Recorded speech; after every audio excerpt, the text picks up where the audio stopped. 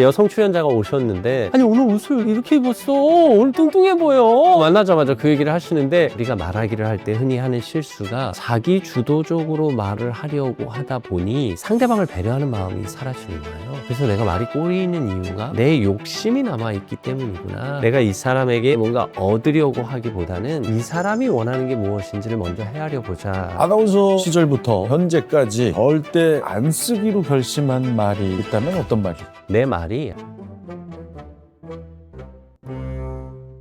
반갑습니다. 책과 사람의 서경석입니다. 오늘도 구독자 여러분께 삶에 꼭 필요한 지식을 전달해 드리기 위해 모였습니다. 오늘 함께 해주실 분은 무려 1만여 명을 인터뷰하면서 국민 아나운서로 자리 잡은 분이죠. 김재원 작가입니다. 반갑습니다. 안녕하세요. 반갑습니다. 자기소개.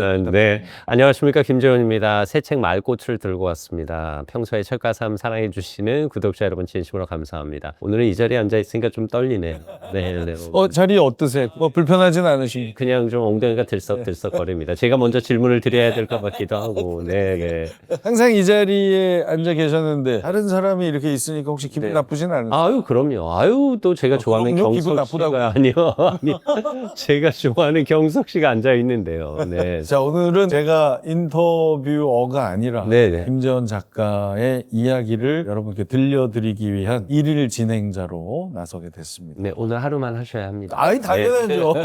저 그렇게 무지막지한 사람 아니에요. 아니. 자, 이번 시간에는 아침마다 그리고 6시 내 고향 등 수많은 프로그램에서 현장에서 사람들을 만나면서 체득한 상대방의 마음을 열게 하는 대화법을 주제로 이야기를 나눠보겠습니다. 자, 먼저 이런 질문을 드리고 싶어요. 김재원 작가께서는 지금까지 1만 명이 넘는 출연자를 만났습니다. 그 경험 속에서 깨달은 것이 있다면 첫 만남에서 대화의 성패는 시작 30초 안에 갈린다. 사람은 누구나 딱 보고 첫인상 점수를 매기죠. 일단 인상에서 한 번, 그 다음에 그 사람의 말본세에서 두 번, 그 다음에 그 사람의 태도에서 세 번째 점수를 매깁니다. 그 점수는 좀처럼 바뀌지 않습니다. 처음 30초에 이 대화가 어떻게 흘러갈 것이냐의 성패가 갈린다는 뜻은 처음 30초에 이 사람과 나 사이에 쌓여있는 벽돌의 높이가 결정됩니다. 처음부터 벽돌을 다 내려놓고 시작하는 경우도 있고 처음에 벽돌이 한 5단, 6단, 7단까지 쌓여 있는 경우도 있고 그렇습니다. 이건 초반에 결정된다고 봅니다.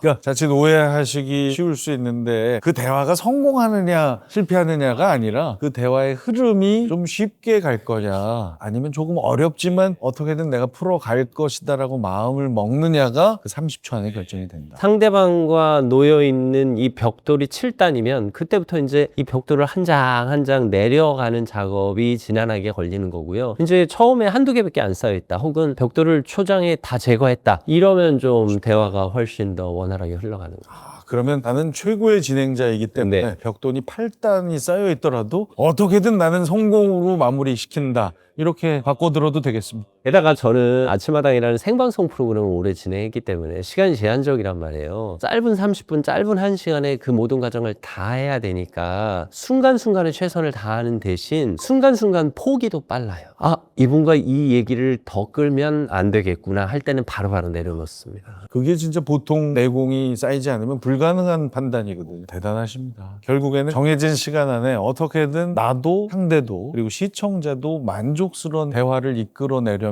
30초 안에 계획을 세워야 되기 네. 때문에 그 얘기를 한 맞습니다. 것이다. 맞습니다. 이렇게 이해하겠습니다. 네. 역시 제가 존경하는 진행자 네. 2위 안에 네, 드시는 분 같습니다. 과찬이십니다. 네.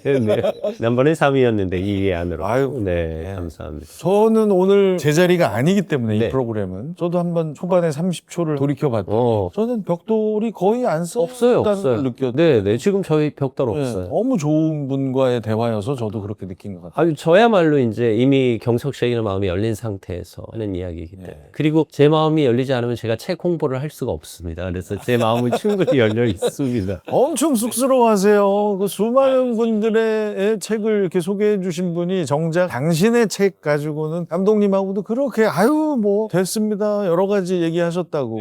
근데 우리 감독께서 능력도 뛰어납니다만 인성도 뭐 기가 막힌 분. 어우, 그럼요. 거의 유튜브계에 지금 첫사로 큰 지금 별입니다. 큰 별. 그렇잖아요. 네. 저분이 이제 제게 너무 쑥스러워하시는데 그러면 자연스럽게 일일 진행이 혹시 가능하겠냐. 네. 그래서 제가 흔쾌히 아유, 저야말로 정말로 영광입니다. 더욱이 제가 좋아하는 경석 씨가 해주신다고 해서 야, 이 책 잘 되겠다 생각했습니다. 우리 시청자 여러분, 제가 다른 건 몰라도 진심이 아닌 얘기 이렇게 잘 안 하는 성격. 빈말 안 하시죠. 빈말 정말 싫어하는데 네. 이 책은요, 제가 정말 사랑하게 된 책입니다. 같은 말을 해도 어떤 사람이 말하면 이제 분위기가 싸늘해지는 경우가 있어요. 107쪽에 보면 너무 솔직해서 문제일 때라는 시가 있는데 굳이 지금 이렇게 말해야 할까요? 라고 적으셨는데요. 솔직한 건 좋은데 굳이 지금 말해야 할까요? 굳이 이렇게 말해야 할까요? 말못은 솔직함이라는 명분에 숨어서 상대의 마음을 무너뜨리기도 합니다. 이런 거예요. 사실 대단한 거 아니고 지난 주말에 지방에 강의를 갔어요. 제가 오전 일정 하고 또 기차 타고 내려가서 밤에 강의를 한 거여서 강의 끝나고 만나자마자 마지막에는 발음이 좀 꼬이시더라고요. 피곤하셨나 봐요. 강의는 진짜 좋았는데 만나자마자 이렇게 말씀하시더라고요. 그래서 네, 저는 아나운서라서 발음 정확하게 하실 줄 알았는데 마지막에 힘드셨나 봐요.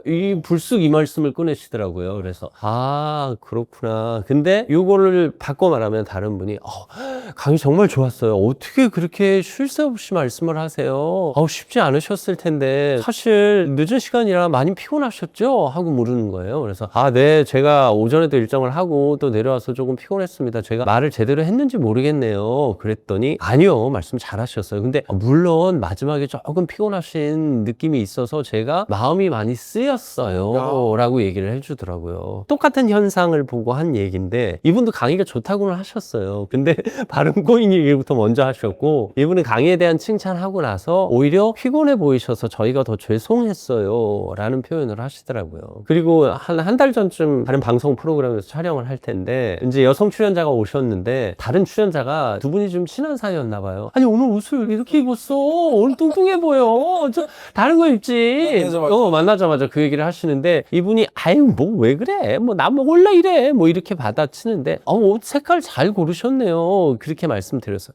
진짜 괜찮아요? 진짜 뚱뚱해 보이는 거 아니에요? 라고 물어보시더라고요. 그래서 아니에요. 색깔 때문에 그런 거 아니고 단추 하나만 풀으시면 괜찮을 것 같아요.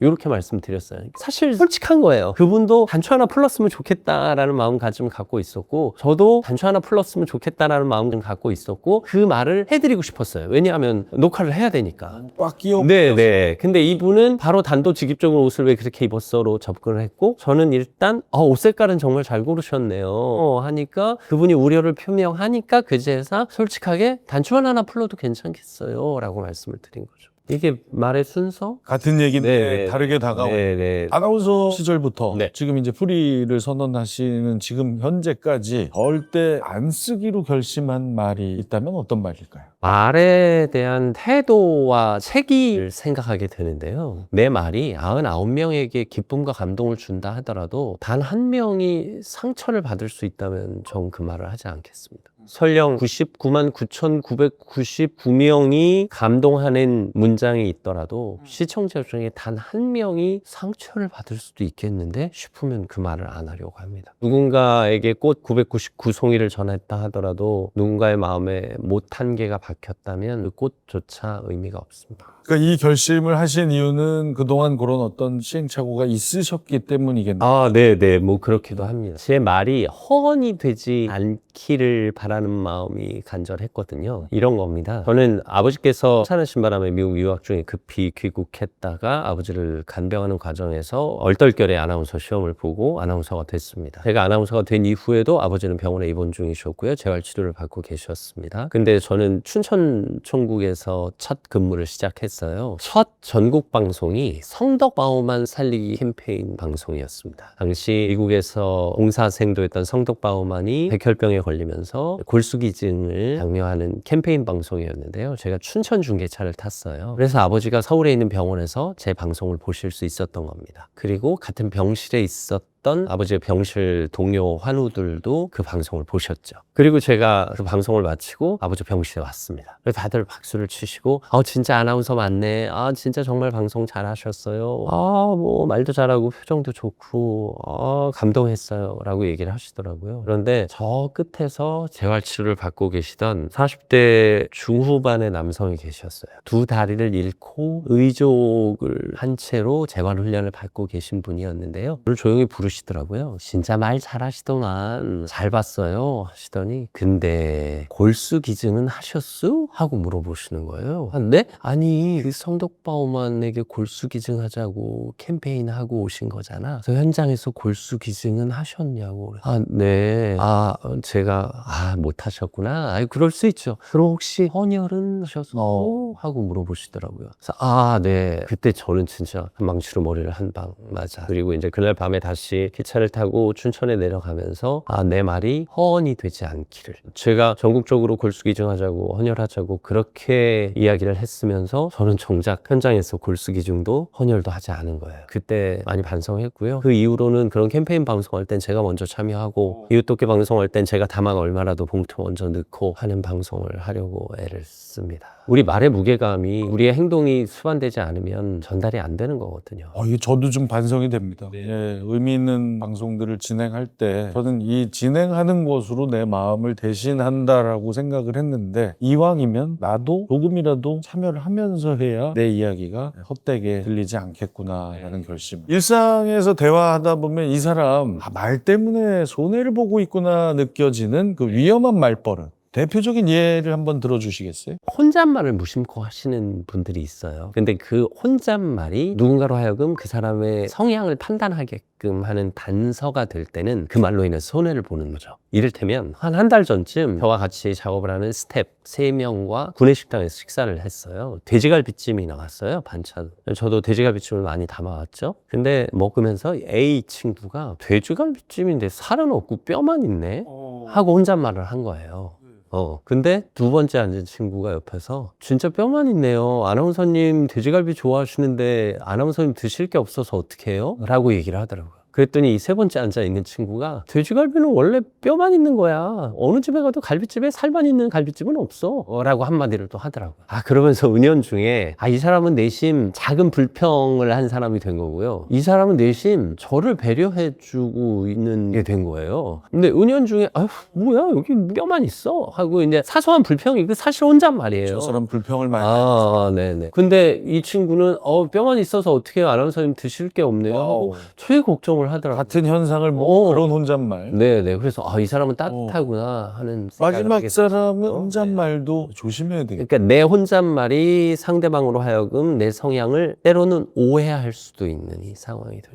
그 말꽃이 두세 번 읽어야 되겠습니다. 제가 한 번 읽었는데도 이런 깊은 뜻들이 중간중간 담겨 있음을 좀 느끼게 되네요. 말에 대한 태도 책임은 삶에 대한 태도와 책임이기도 하거든요. 네네. 그러면 가장 안전한 대화의 기본적인 순서를 혹시 이렇게 정의해 주실 수 있을까요? 안전한 대화는요, 일단 그분에게 최대한 공감 혹은 칭찬을 해드리고 그분이 뭔가 저에게 조언을 구하거나 아니면 자신이 만족스럽지 못한 부분에 대해서 아쉬워할 때 그 다음 조언이나 해결책이 제시돼야지 처음부터 조언이나 해결책 제시하실 필요 없다고 보고요. 그리고 사실 요즘은 외모 평가 안 해요. 평가 자체를 설사 객관적으로 봐도 뭔가 체크를 해주고 싶어도 안 하는 게 맞다. 그리고 점검을 하실 거면 30초 내에 해결할 수 있는 걸 점검해 주셔야 돼요. 그러니까 옷 색깔이 좀 그렇다고 지금 옷을 바꿔 입을 수는 없으니까 단추 하나 풀으시면 될 것 같아요 라든가 아니면 좀 허리만 꼿꼿이 세워도 자세가 달라져요 라든가 30초 안에 해결할 수 있는 것을 제시해 주시는 게 훨씬 도움이 되죠. 네. 그것을 넘어가는 건 네, 그거는 언급하지 말자. 굳이 말을 안 하는 게 좋습니다. 하긴 말한다고 해결되는 게 그러면 괜히 마음만 불편하시죠. 지금 계속 제가 이쪽을 보는 건 저도 풀어야 되는 거예요? 아니에요. 왜 자꾸 지금 지금 의상 아주 좋습니다. 네. 확실해요? 언젠가 칭찬 한번 해드릴 기회를 찾고자.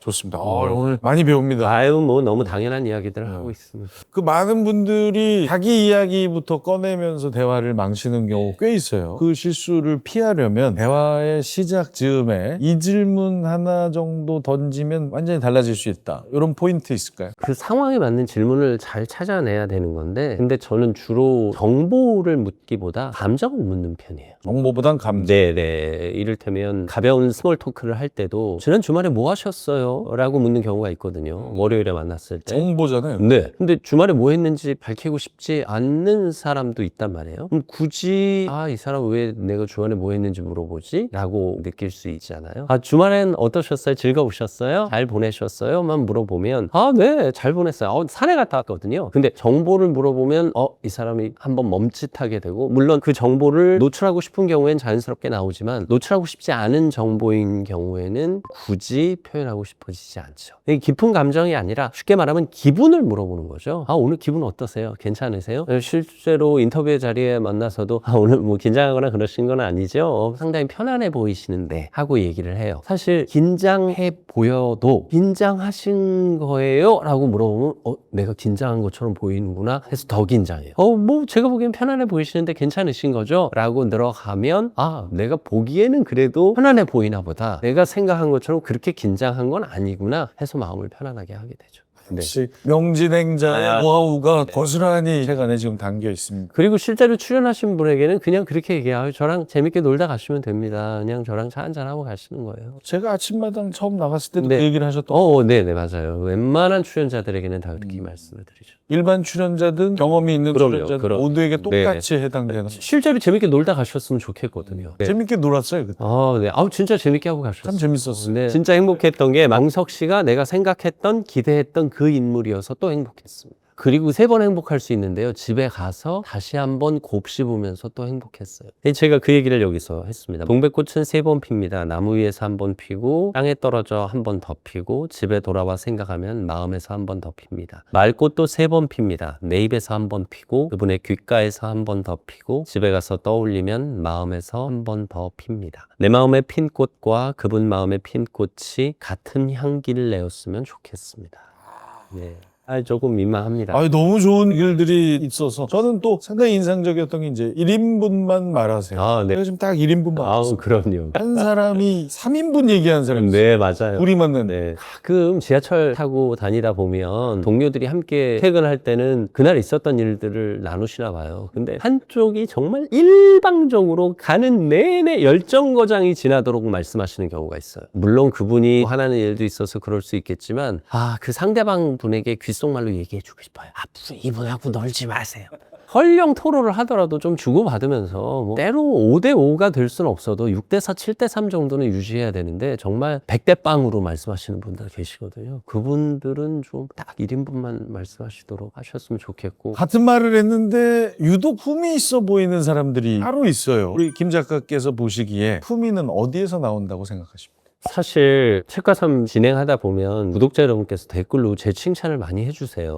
엄청 하시죠. 저는 그냥 제가 하는 일을 했을 뿐인데 저를 왜 이렇게까지 칭찬해 주시고 왜 이렇게까지 격려해 주시지 하면서 감사하면서도 이제 제 모습을 돌아보게 돼요. 앞서 말씀드린 대로 자기 주도적 말하기를 하거나 혹은 지나친 타자 배려형 경청형 말하기보다 공존적 말하기를 해야 한다고 생각하거든요. 그럴 때 상대방과의 있는 벽돌을 다 허물어뜨리려면 상대방이 나에게 주고 있는 것을 언급해 줄 필요가 있다고 생각해요. 경석 씨가 환한 표정으로 맞이해 주셔서 제가 처음부터 아주 큰 선물을 받은 느낌입니다 라고 말씀드리면 첫인상에서 벽돌이 두세 개가 허물어지죠. 단순한 칭찬을 하기보다 이분이 환한 표정으로 저를 환대해 주셔서 제가 이미 기분이 좋아졌다라는 이야기, 공존적인 거죠. 제 기분이 무척 좋다라는 얘기만 하는 것보다 그 기분의 원천이 상대방이 제공한 것이다 라는 것을 피력해 주면 서로의 마음이 좋아지니까요. 이 책에 보면 이제 말못 그리고 제목으로 정하신 말꽃.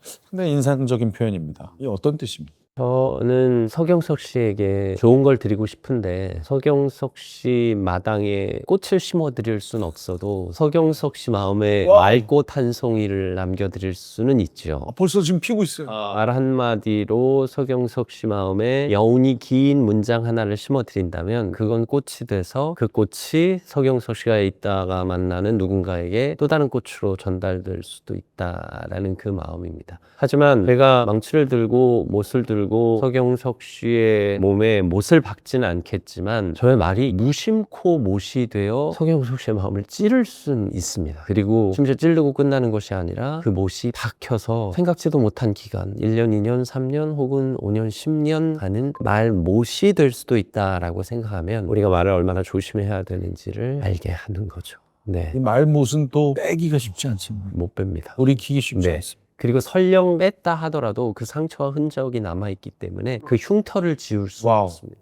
이 말꽃이라는 책의 32년 차 방송인의 고백이라는 시에 말에 나를 빼고 말한다라고 쓰셨거든요. 말할 때 나를 빼고 말하는 방법이 무엇입니까? 근데 우리가 말하기를 할 때 흔히 하는 실수가 언젠가부터 자기 주도적 말하기를 교육하기 시작했어요. 그리고 아이 메시지를 전하면서 나의 감정을 전하려고 하는 훈련이 시작됐어요. 자기 주도적으로 말을 하려고 하다 보니 상대방을 배려하는 마음이 사라지는 거예요. 그래서 내가 말이 꼬이는 이유가, 내가 말이 만들어지지 않는 이유가 내 욕심이 남아있기 때문이구나. 내가 이 사람에게 뭔가 주려고 혹은 이 사람에게 뭔가 얻으려고 하기보다는 이 사람이 원하는 게 무엇인지를 먼저 헤아려 보자라는 취지였죠. 특히 인터뷰어로서 나를 빼야 시청자들이 나를 좋아하게 만들지 말고 이 사람을 좋아하게 만들어야 된다라는 관점인 거예요. 그래서 사실 요즘 많은 MC들이 스타가 되려고 하고 또 실제로 MC가 스타가 된 경우도 많이 있는데 저는 철저히 장미꽃은 여기에 있고 저는 안개꽃일 뿐이거든요. 안개꽃만으로는 그다지 매력을 발산하지 못하잖아요. 안개꽃이 장미꽃을 둘러싸고 있을 때 느껴지는 그 기쁨을 나를 빼지 않으면 전달할 수 없다라는 뜻입니다.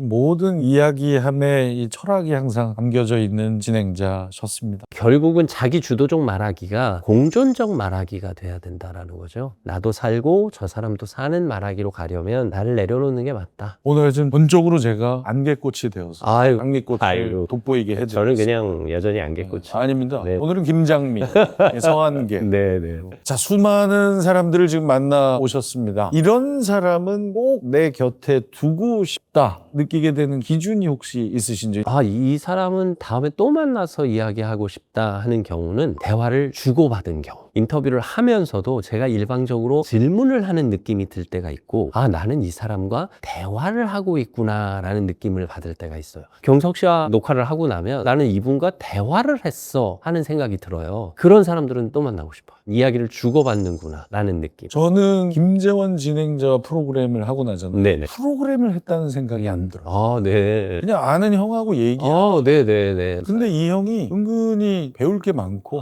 말을 정말 예쁘게 하고 깔끔한 사람이구나. 이런 사람과 아주 담백한 대화를 하고 이런 생각이 들어요. 큰 복 받으실 겁니다.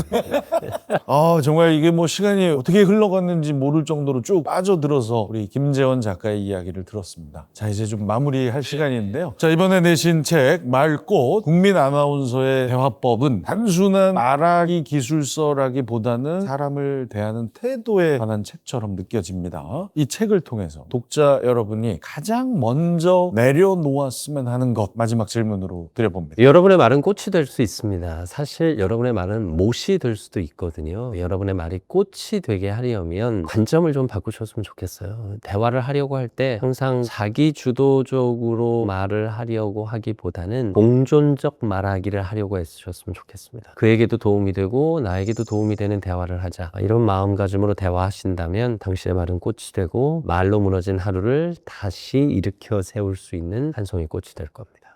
오늘 정말 좋은 말씀 해주셔서 감사드리고 정말 예쁜 책 써주셔서 고맙습니다. 이 자리 잠깐 빌려주셔서 감사합니다. 아닙니다. 자, 오늘은 김재원 작가와 함께 말을 잘하는 기술이 아니라 사람을 먼저 생각하는 대화가 무엇인지에 대해 이야기 나눠봤습니다. 오늘 이 영상 보신 분들도 말을 하나 더 보태기보다 하나 걸어내는 대화부터 시작해보시면 어떨까 싶습니다. 세상의 모든 감동과 지식을 전하는 책과 삶, 책과 사람. 다음 시간에는 김재원 작가가 이 자리에서 여러분과 함께 하실 겁니다. 고맙습니다.